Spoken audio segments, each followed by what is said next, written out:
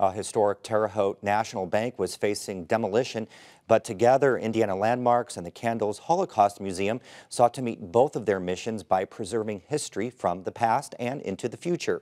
The museum aims to give visitors more than a lesson in history. That's because Holocaust survivor and Terre Haute resident Eva Kaur founded the museum on a unique message she continues to spread to this day. Forgive and heal. And I always tell people it's probably the most amazing thing. It costs nothing. Everybody can afford it, yet it has such a tremendous effect for good in people's lives. Eva and her sister Miriam were among the thousands of twins who were subjected to disturbing genetic experiments at the Auschwitz concentration camp. Together, Eva and Miriam were among the children who survived. In 1993, Eva conceived the idea for the Candles Holocaust Museum and founded it in honor of her sister who died that year. Candles has grown into a historical community landmark, attracting thousands of visitors from around the world. But the museum has outgrown its space, leaving little room for new exhibits, hosting programs, and for staff to work.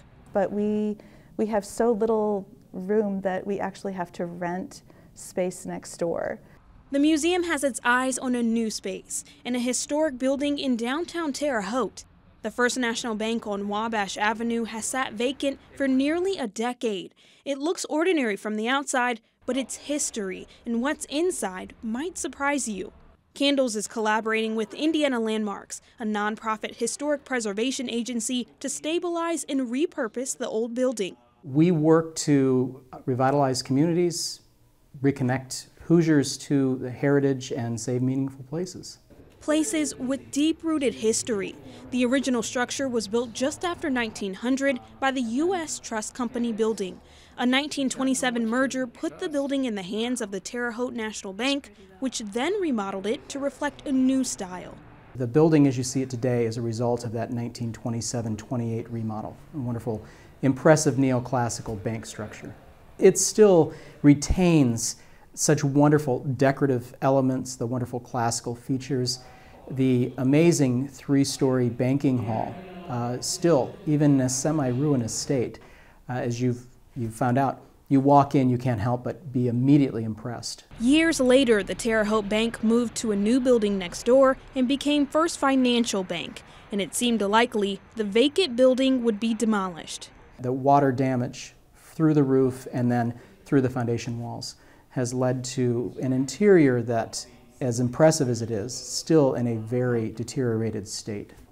As part of the group's mission, Indiana Landmarks proposed the building as the perfect space for Candles, and together the two could create a plan to save the building and its history. So that imminent demolition threat was alleviated, and then over the past several years we have been working with Candles and First Financial to come to an agreement on donation and long-term use.